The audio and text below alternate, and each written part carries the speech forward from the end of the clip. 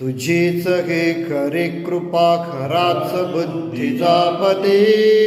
प्रसाद ग्रंथ हा तुझा कुठून हे मला मती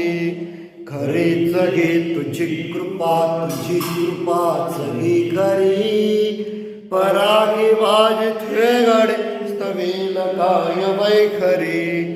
बोलवे तसे मुख्यास ऐकले अनेकदा झालिया प्रसन्न तू हारतोसी आपदा अनुभवेच आजला कळोनी ते खरे गले